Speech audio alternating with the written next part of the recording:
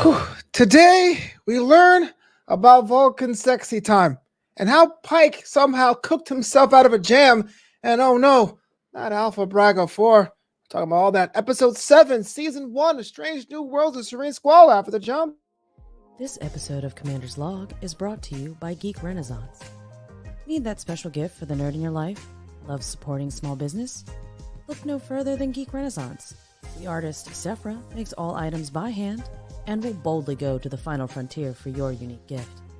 Head over to geekrenaissance.company.site and use the code FLOBITO, that's FLOBITO, to get 10% off your order.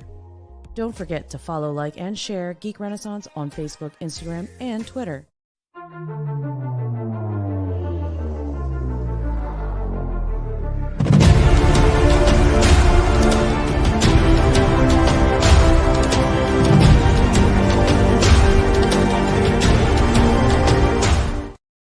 Flobo Boys, Chief Communication Officer of the USS PostShow. But it's not about me. It's about my man, my co-host, Look Alive, because Captain is on the bridge. What's up, Captain? Oh, number one. Thank you so much. Hey, everybody. How you doing? Hey, live long and prosper. How you doing?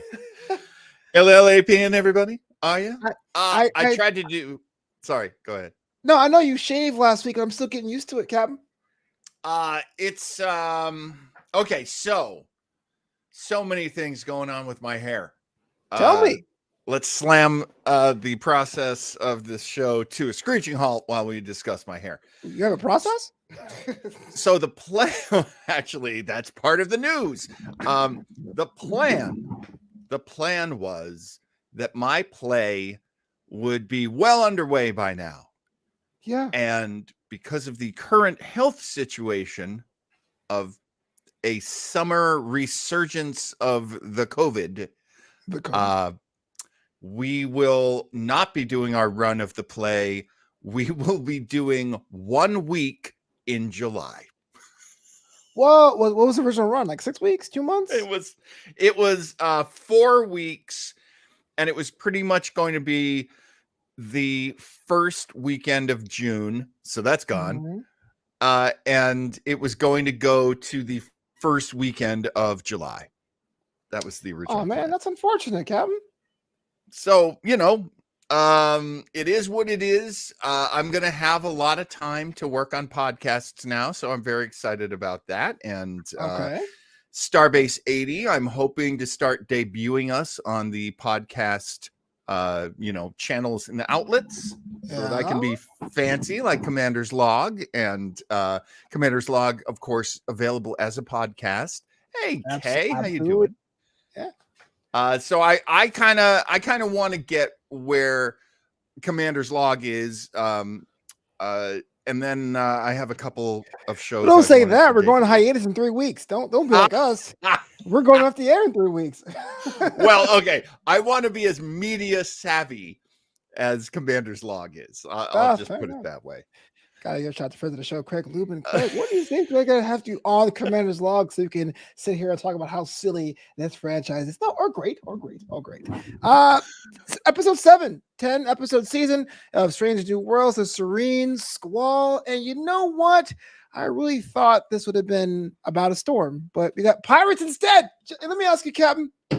Thoughts about the episode? I know you've been kind of back and forth, wishy-washy. Some episodes you loved, some wishy-washy. Oh, how dare you, sir? You're like, oh, I don't like Noonien Singh. Like, that Noonien Singh is misunderstood. That's not a complete. That's not exactly what I did. What I did wasn't exactly a flip-flop. Look, I like being able to put things in an order. Look, you backpedal. I'm not saying that at all. No. I just gotta say that. No, that is not true. Look. One of the things that I've tried to do, being an older white straight man in this new and advancing world, I like to get out of my old ways of judging things and find new ways of judging things. Not be judgy at all? No, we're judging. It's just changing my ways of judging.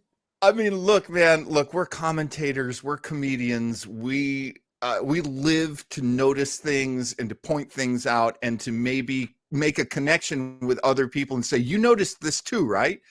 Yeah. Or to put what we notice into words in a way that will make people laugh. So that, you know, when I say Laan Noonien Singh is Scrappy Doo, then, you know, that's supposed to be funny. But the fact is, I keep looking at the character. I keep looking at what they do with this character. And I like what they're doing with her. Wow, the comments are blowing up with pro Flobo, and I couldn't agree more. That's Mike fake. Wexler in there, Flobido. Flobo is a legend. He didn't use the full Flobido. You got to go over there to Sock Monkey Mike on that social media. Mike Wexler is a legend. And Craig is here, and Stress Free K is here, and Craig Lubin came in. Now, I'm not going to read that phrase out loud, Craig, because he is hinting at the big reveal at the end of this episode, and I don't know if we want to do that. Oh, Kirsten's here. Hi, Kirsten. You know what? I was going to do that second, but let's do it first. But now the time, if you're on the show, you've probably seen the episode. If you haven't, spoilers. Spoilers. Like Here they I got dragged with no spoiler tags. I'm like, it's a review show. What do you want me to do? Okay. Anyway, yes. So our end reveal, which came out of left field, I thought the reveal would have been the early inklings of that Stan relationship. We'll get to him in a second, but no, it's Cybok in a cheap wig, looking away from the sky. John, what does that mean for people who don't know? Because I've only heard about Cybok in passing personally, because I'm a newbie fan. If you were an old school fan, like this guy, well, I mean, look, man, new school and old school, that's what we represent here on Commander's Log. Hey. And we have seen some beautiful stuff done, some beautiful callbacks. The fact that Strange New Worlds is a show is a beautiful callback. Absolutely. To the fact that there was this great captain, just like James T. Kirk. There was another great captain named Christopher Pike, and he did captain the Enterprise, and Spock was one of his enlisted people, as it turns out. So was Nurse Chapel, so was Dr. Mabenga, so was Uhura. So we have this terrific show. When it was the early 90s, all you really had was The Next Generation, which at that time was not looking that great. It wasn't hitting, as the kids say. It wasn't slapping. It wasn't hitting. It wasn't slapping. Yeah. We weren't on the dance floor digging Next Generation that hard. It was slowly making its way into people's hearts, mine included. And it did that through very specific ways, through exploring the characters more, through making more of a space family out of the crew. These were all great moves. We really enjoyed this. Meanwhile, movies. Meanwhile, thank you, Stephen Colbert, for making that one. There were the movies. The movies were still based on TOS, the original series. Sure. The complaining from the fans was so loud and so raucous, and I was part of it too. I didn't love the first movie. Star Trek the Motion Picture. I did love the second movie. Actually, the opposite. Oh, really? I did not like Wrath of Khan. We'll get that to another episode. And even though the motion picture is a slow motion picture, at least it had a point. But that's right, and it definitely had a point. It was the third one, Search for Spock. Yeah, all right. You know, I mean, it undid. I got the first two. I'm trying to save the movies for Starbase 80. That's why I haven't watched them. But yeah. Well, I mean, maybe we need to talk about watching the movie we're talking about now. Now, the fourth movie, The Voyage Home, was the one where they saved the whales, which was funny at the time, and I think it's even funnier now. They saved the whales. But the fifth movie,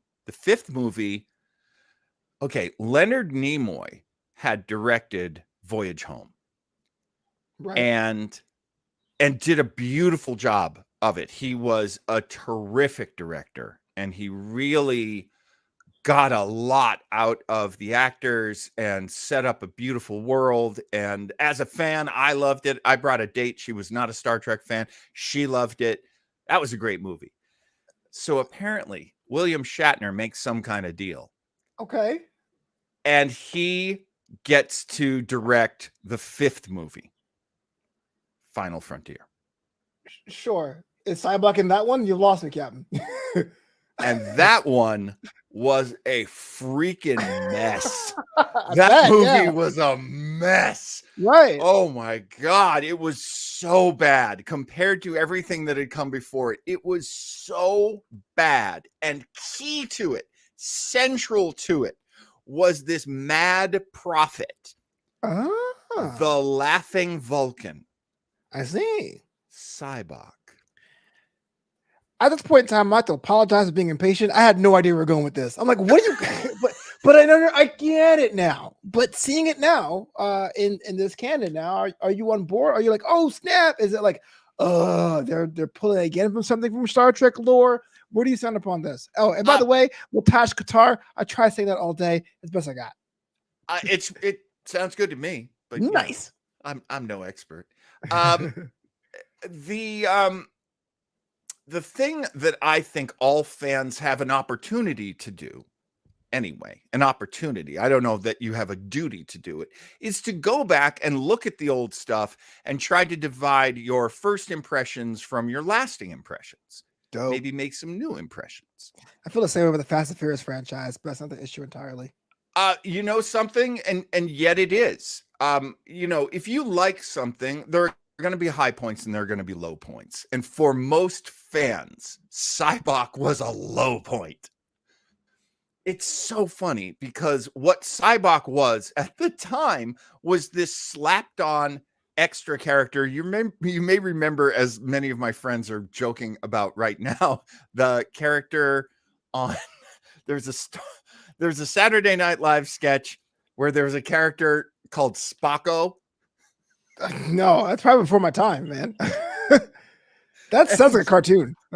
Bobby Moynihan plays Spock's half brother, I guess, and he's Spocko, and he's like this. Hey, everybody, I'm a Vulcan. What are you gonna do? Oh, I see the pictures. I hear the pictures, basically. Yeah, I totally hear the pictures. Oh, dear goodness me. It was the if you remember from Simpsons, Poochie, the added-on character. This was a Poochie character. Go ahead. No, sorry, I hear you. So people are generally annoyed by the fact. I mean, they can make fun of it with the character of Spocko. They were annoyed by the fact that Sybok was a character who was slapped on. Basically, he is Spock's half brother. He's full Vulcan. He's older. And for everyone who ever complained about on Star Trek Discovery that Michael Burnham is this older sister to Mr. Spock, and that's slapped on, and how dare you, that's not canon. Well, they already did it with a brother named Sybok in the 5th movie. And T-Pring in the TOS. Like, all right, thanks for not telling me you had someone that you're betrothed to. But for someone who was not into a Sybok, for someone that's, in my experience, the word Sybok is thrown around when they're trying to discredit Burnham.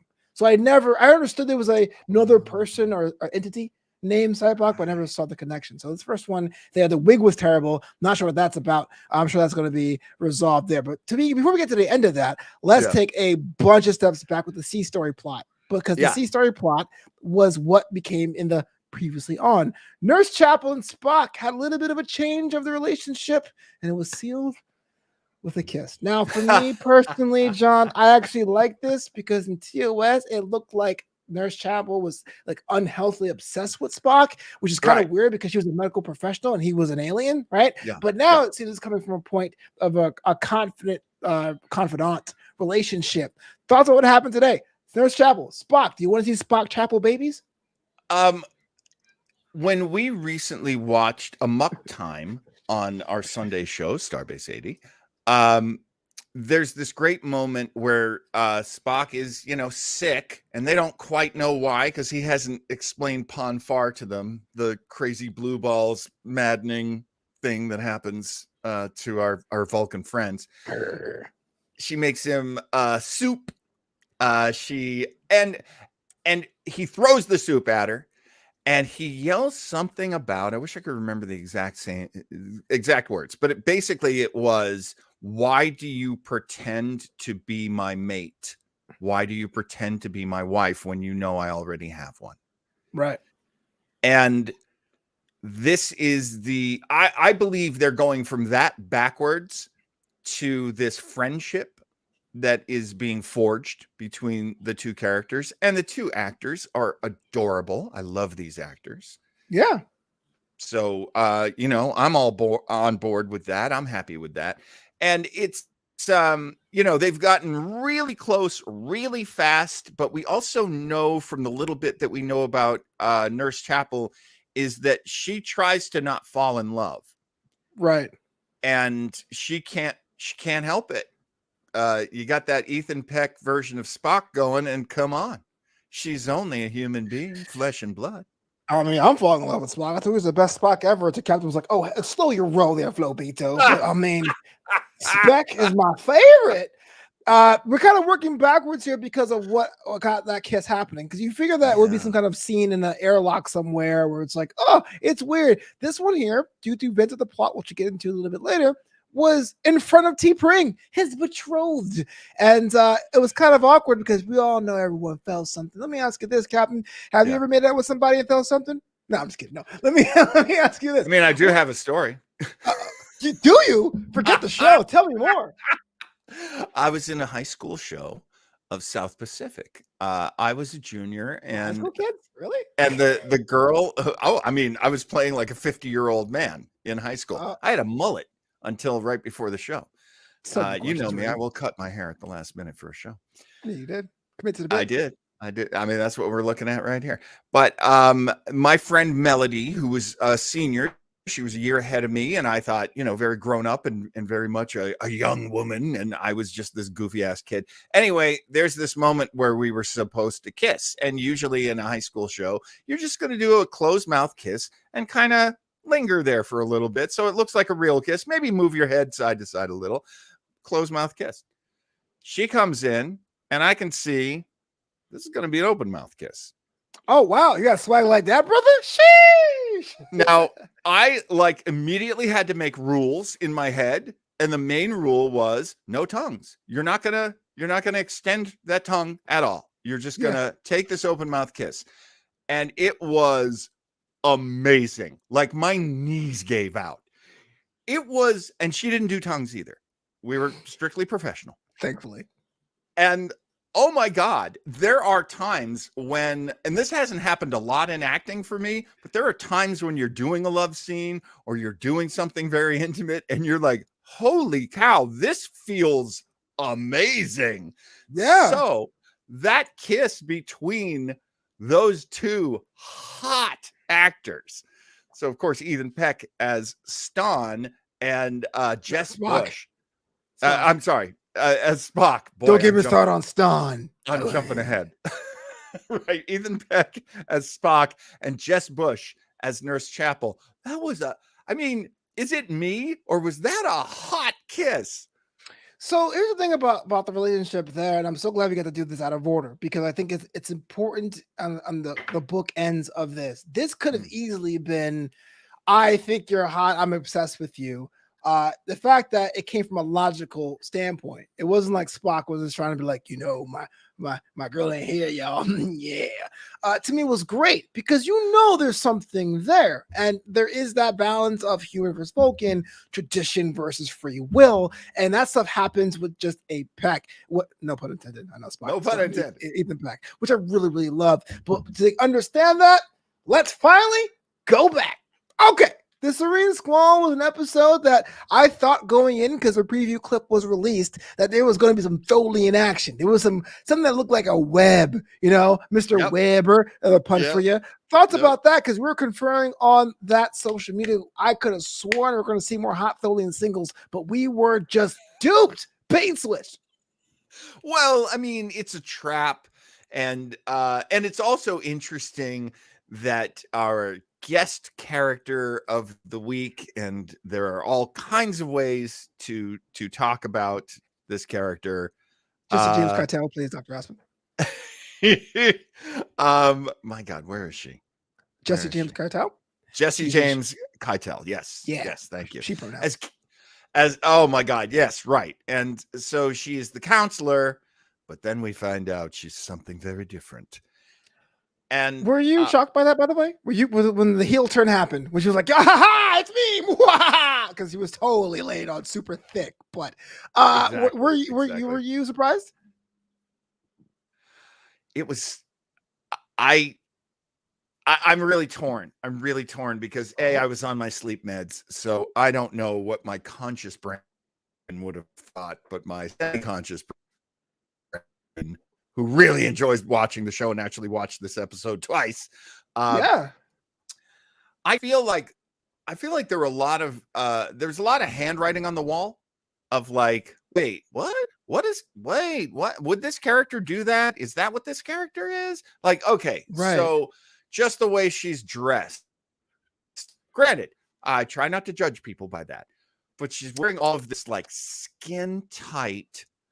Okay, I feel like this entire episode co-starred her thigh gap.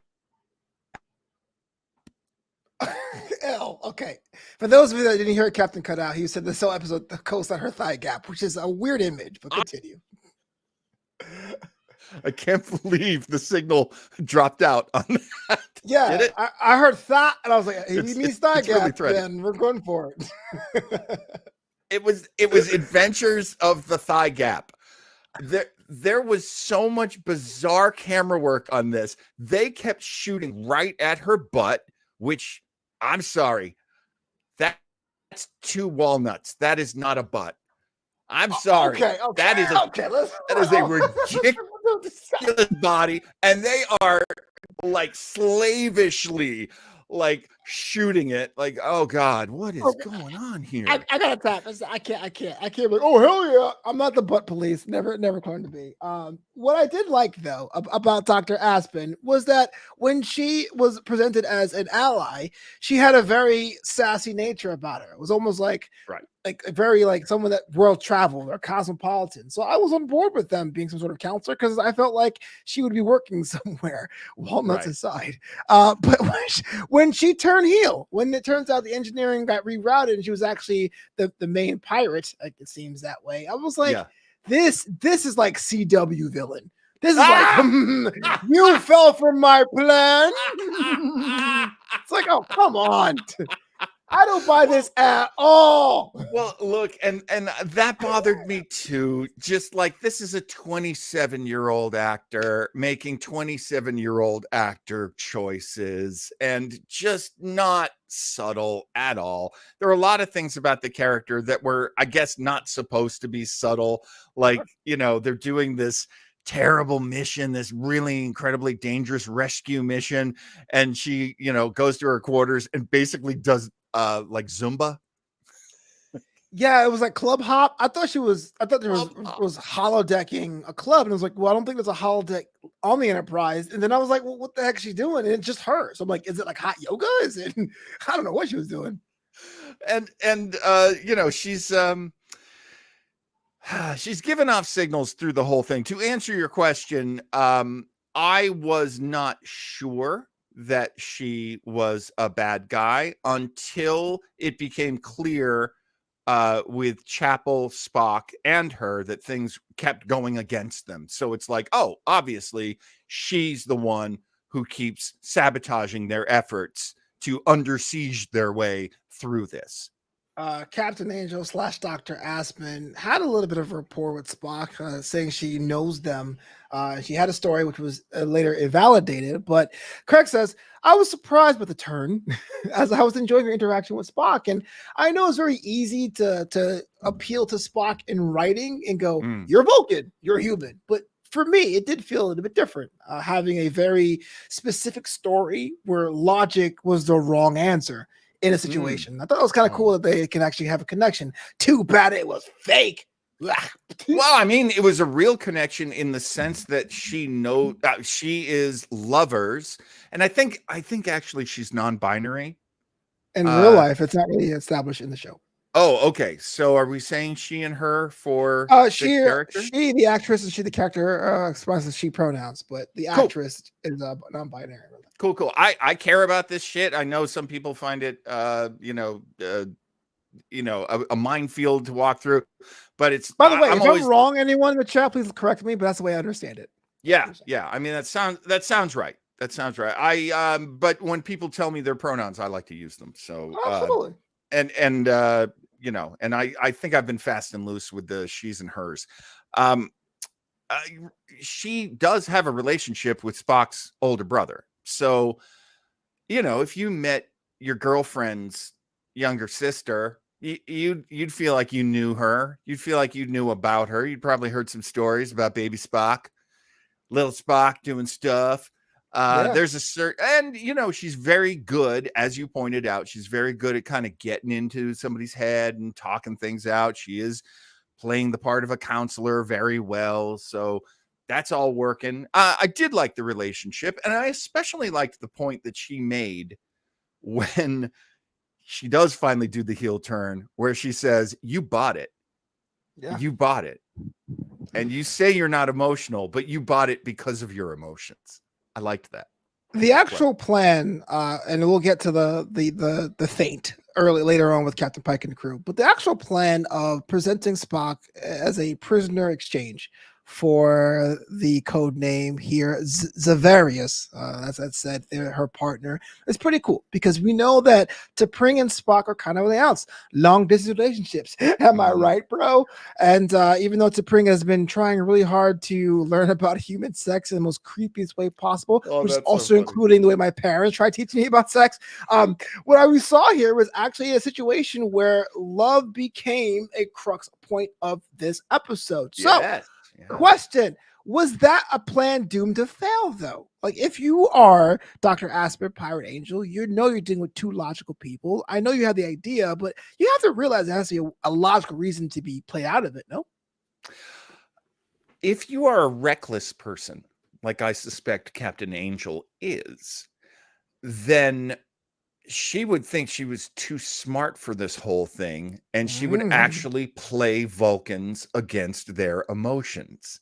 That is a very cocky approach. Does it make any sense at all? No. Is she committed to logic? The opposite of that. She's chaotic. So, yeah, it made sense to me. Before we get into the adventure of Captain Pike and crew, we see Ston this week, and he's sitting there all sniveling. "Oh, whatever you want, boss lady. You need someone to be around." Thoughts about Ston? Here to help you. Look, we know Ston to be. He ain't no good, honey. He is the fox in the hen house. He is there behind Spock's back. That made me laugh. And it's kind of classic too, where it's like, I feel like there might be more to this episode. Who's that dude walking with T'Pring? "Hello, I'm Ston." "No, T'Pring, no." Because I mean, basically, if you know the story, which is T'Pring eventually chooses Ston over Spock. Question though, because Strange New World takes place 5 years before the event of TOS, is it too soon to introduce Ston? Is that kind of seem like a hard thing to maneuver? That's a very good question, because I feel the answer is yes, but I also felt the answer was yes for the Nurse Chapel Spock, friendship / relationship. That's too soon too. They're burning through these things really fast. I actually disagree with Chapel, because you can always reset that with a big fight. What do you guys think of the chat? Is it too early to introduce these elements of Ston and Cybok, for that matter, and Nurse Chapel? I understand that there's a 5-year gap, so you don't want to wait too long. I'm not sure how many seasons Strange New World is going to be, but This is the first half, or the first 2/3 of the first season. It's coming at you thick and fast. I mean, you got Mbenga there, it's hanging out. Like, there's a lot of story happening, even though it's episodic. Yeah, I think now is a good time for me to say, to me, one of my least favorite episodes this week. Not because of what happened or what transpired, but this is where I feel like yeah, I see the flaws of an episodic format because now there's so many emotional elements that are stringing through.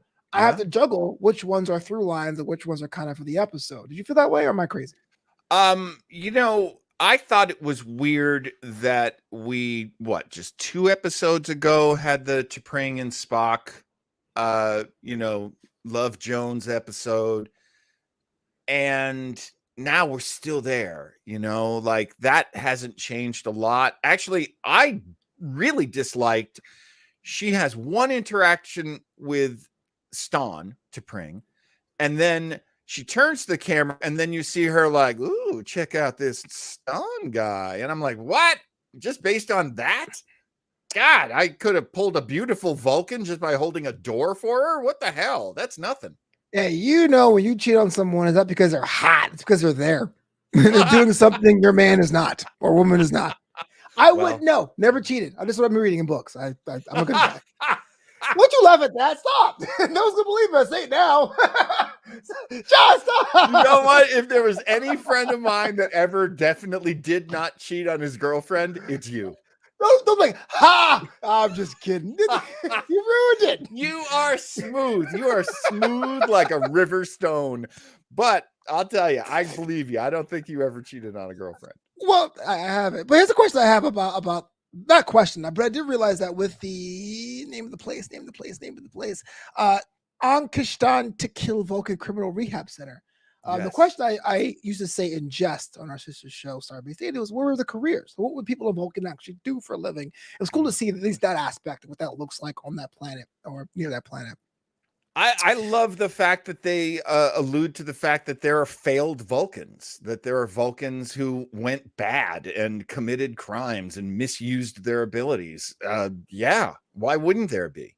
Not everybody embraces logic.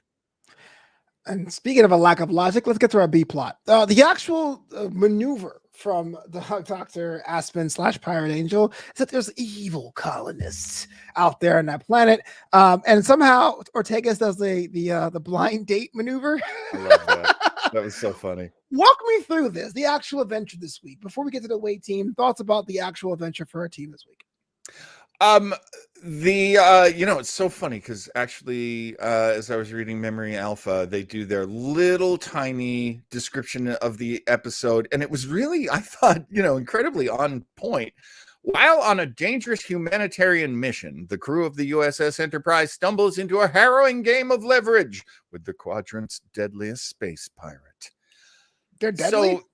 So this is a humanitarian mission, and when we meet the good doctor, the counselor, Dr. Aspen, she is like, I retired from Starfleet because they weren't coming out here into the hinterlands and helping enough people, and these people do need to be helped. And later she reveals she's telling a lie.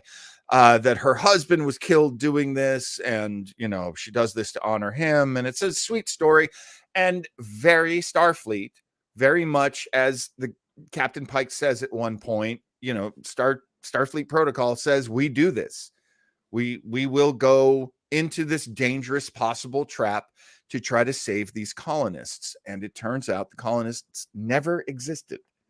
I swear, is Pike trying to tap into his inner Janeway? This will kill us all. We must do it anyway. What are you doing? Well, 2 days, man. Hang out. You're fine. Look, man, you got to ask yourself, what kind of captain would you be? Coward. Straight up.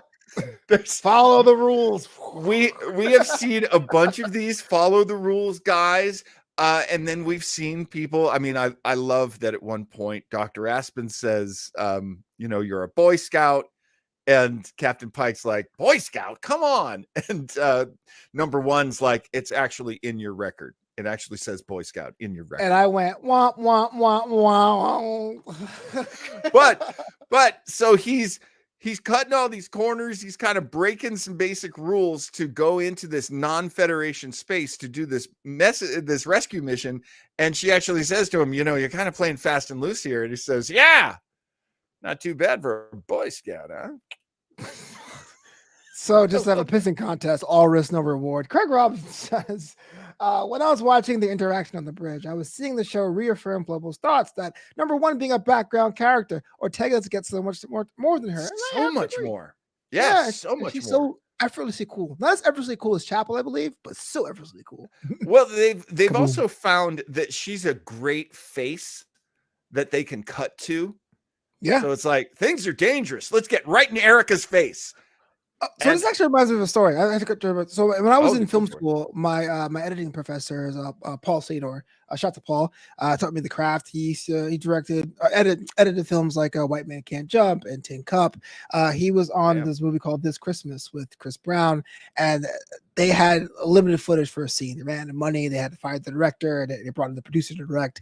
And he cut Loretta Devine's reactions into so many parts of the scene to basically stick this dinner scene by tape that Loretta Devine's people were like, you made her a star. Like she hasn't been any more footage or anything. And the power of being able to emote and to have those interactions are just godsends for anyone in post. So props to Eric Ortega. Yeah, when I was when I was taking film classes, I didn't get as far through film school as you did because I was more a broadcast guy. They tell the Sergei Eisenstein story about editing, the power of editing. So there's this Russian actor. He's a beloved Russian actor. And Eisenstein just has a shot of his face. And then he cuts that with the next shot is a shot of a bowl of soup. And then cut back to him, just looking into the camera. He's not, just his face. And then they cut to the shot of a baby, like goo goo gaga baby. And then they cut back to him. And then they cut to the shot of a body in a casket. And then they cut back to him. It's always been the same shot of his face. And then he would ask people, what was this film about? And they would say, it's a film about a man who is very hungry. And he's got a baby that he loves very much. And he's mourning like his father, who was the person in that casket. And the fact is, there was no story there. All Eisenstein did was take pieces of footage and put them side by side. Yeah. But our brains make a story out of that. Right.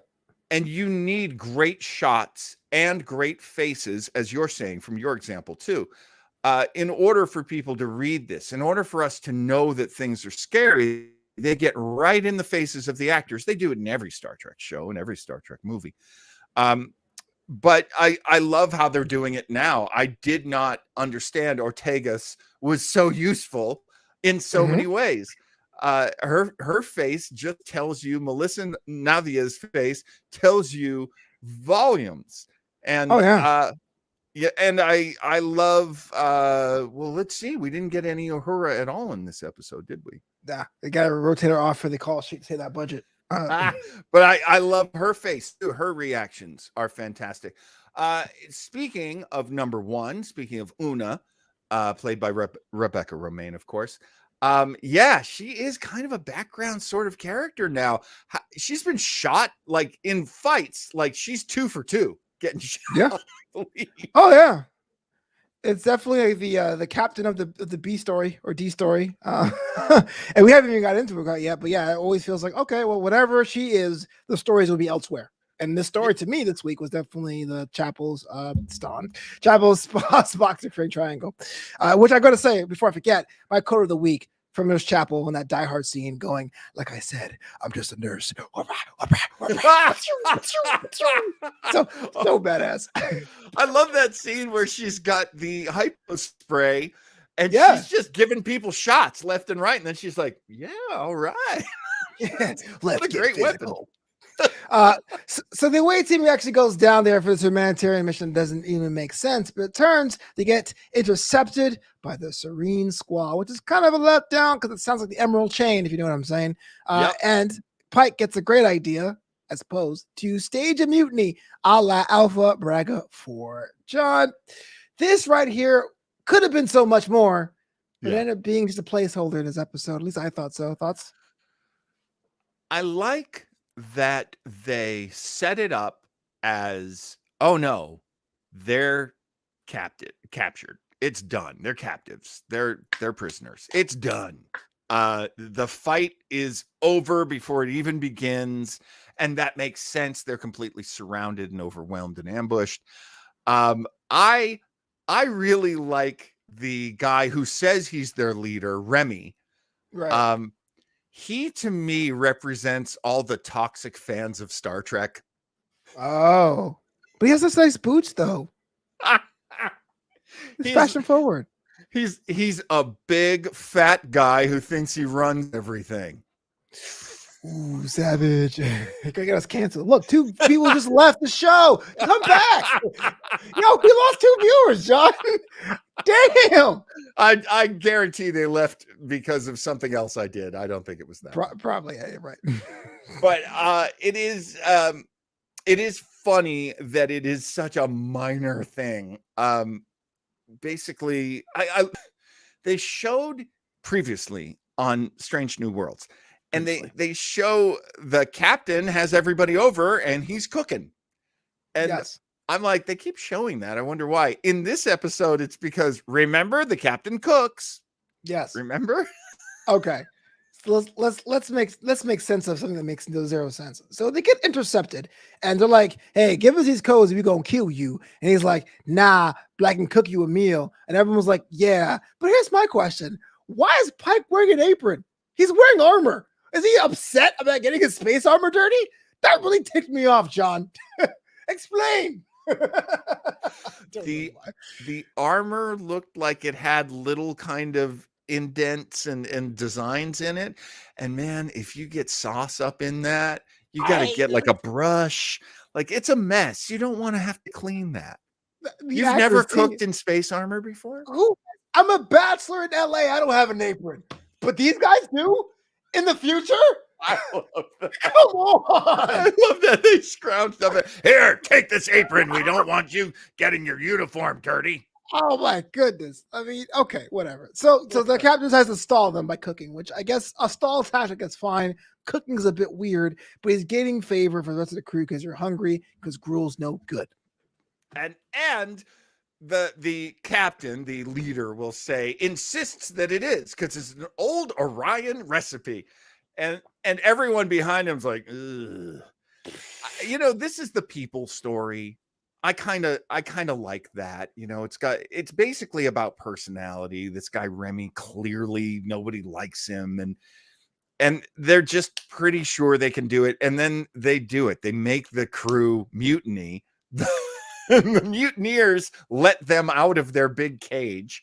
Yeah. And then I love when they take over the bridge of the Serene Squall. That's just one of the funniest things I've ever seen on a Star Trek. It could have been so much more. So what we got was a very entertaining episode. But you give me a name like the Serene Squall, which for some reason with the one semester I took marine biology in high school, it's a really big storm, y'all. But I'm thinking like swashbuckling, dogfighting, space lasers. Okay, it's not that. It's the name of a group. Okay, maybe giant scenes running in phasers. Almost everything of note happens off camera. Yeah. So we get a character piece, an episode called The Serene Squall. This could have been. Yeah, I hear it. No, I definitely hear what you're saying. It felt small. It felt very small. And, you know, there are times when I think it's a virtue when we go back to one of the oldest things that I always say. Craig Lubin says aprons are standard issue for landing parties in Starfleet. Stop doing this. You don't know. That might be true. Star Trek loves to save money on special effects because their special effect is acting, I guess. And when we find out that Captain Angel is actually who we've been with all this time and not Dr. Aspen, then she becomes the biggest actor in the world. That was awful. It's pretty bad. It's pretty bad. You fell for it. But I'm evil. Thunder. I see things like that. No offense to Miss Keitel, but because it's not her. Because the first half I believed her, so it's not her as a talent. It's just this character. I see things like that. I go, maybe I should try acting. How hard can it be? And that's a bad sign. If I'm going, it's a craft, right? I'll try it. That's awful. Well, do you weigh 100 pounds and you're willing to wear a cat suit so we can all look at your thigh gap and your walnut butt? The rest of the 3 or 4, yes, not the first one. I'm about 200 and change, but walnut butts, I got those. I will clench both cheeks together if it means for the art. That's what and he will crack some walnuts, folks. He's got talents. Don't think Flobo doesn't have talents. Captain is right, though. This is one scene she's climbing a ladder, and I go, why is the camera not moving? That's the okay. All right. I mean, look, I there's lots of attractive people on this show. I don't have any problem with the camera going, look how attractive these people are. But this fascination that they had with her, I was actually so happy to find out she wasn't the main villain. Oh, yeah. Well, I mean, she kind of is. She kind of is of this episode, but of the story, she's the girlfriend. She's the Maul. Sure, for sure. Of the big bad, and the big bad, he never turned around, right? We only saw him from behind. We only saw him behind. Good old Cybok. I'm kind of hoping they get some sort of celebrity or semi-celebrity to play him. I don't want just another great actor from Canada. David Cronenberg, what are you doing here? No, I'm just kidding. Imagine that. I love Cronenberg. Hey, everybody. Oh, come on. Cronenberg couldn't play a Vulcan? Come on. I mean, he could. I would break the timeline even more. So you have to be a Vulcan that has glasses. If you guys are long-term listeners of Captain's Log or long-term watchers, you may say, hey, this review is disjointed. But that's because I thought the episode was disjointed. It came out of nowhere. I felt like there was elements that could have been great that I really think that if this was a serialized show, not saying it should be or it needs to be, but I think if it was a serialized show, this episode got a lot more leeway. But as a standalone adventure, to have the bait and switch, to have this surrounding, but then Pike negotiating to cook for these people, to have a mutiny off camera was kind of wonky, man. Wonky. I agree. I think there is space though for goofy ass episodes. True. We have had this conversation before. It has been said by other people that if you don't do 26 episodes or 23 episodes like the previous series did, when are you going to get that episode where they go to the planet, but it's all, Las Vegas? Right.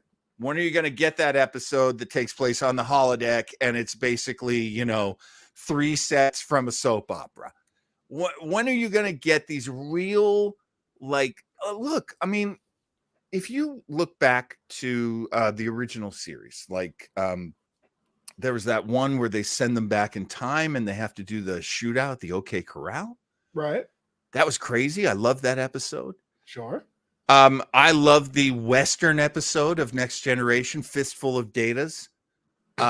It's a holodeck episode, so I don't know if Flo is going to let me show it to him anytime soon, but maybe. Episodes, never. He hates those but these goofy ass episodes are part of the tradition of Trek. So I couldn't hate this episode because I kind of see this as one of those goofs. Okay, well, you know what? That's fair. I can't get mad at that. It's like having a kid drop a can of milk and be like, I'm sorry. You're like, fine. All right. Don't do it again. Don't do it again. And you're gonna love that kid, even though he's probably gonna drop some milk in the future. But that just comes with having a kid. I had my former employer on the Star Trek show. It was actually my segment, so I could steal for myself. We would have something called the ABCD Award, and above and beyond the Call of Duty, the one person that really stuck out. And for me, it was Nurse Chapel. For a character I kind of thought was in the background, or like the weird clingy girlfriend character from the animated series and show. Have her come out there and have her own motivations, have her grip what it means to be alive and having a partner. I thought she did so much work. It really was the emotional crux of this episode. So I'm glad that happened. I'm not saying skip it, but it was just, to me, it was just way too many assumptions for this to work out for me. Yeah, okay. I can't argue with you on that. I mean, and they even covered some ground they've already covered before. The T'Pring Spock stuff had up until he does the I have been cheating on you with Nurse Chapel. Come here, Blondie. Blah, blah, blah, blah, blah. I love you, wife. All right. But I gotta say, besides Armis, Anna's up there too. Things I actually hate. So Thanks a lot, Stan. Just hanging around. You want anything? I'm going to Starbucks. Stan is your new Armis. Yeah, just hanging around. Hey, I'll get you anything. I want to say you look very pretty today. Hey, sister, how you doing? Tell your mom I said thank you. If you can't be with the one you love the one you're with. I'm just saying, that's me, Stan. What's up? Live longer. You are such a Stan right now. It's crazy. Yeah, John. Another week in the books. We'll be back next week for Commander's Log. But if I want to connect with you and see all the billions of shows you're working on these days, how do I go about doing that? Well, you got to come over to the YouTube channel, which is Weber Internet Thingy, and you can see at least 2 of the shows that I have put together. And yeah, trying to get some new stuff going, especially since this play has been put on hiatus for a month. I will have time to get a lot of my new projects moving. That's very exciting. I've wanted this time. And of course, if you're ever on the Facebook, there's a Starbase 80 page. And there's a Weber Internet Thingy page, and you can always join those and say what's up to us through there.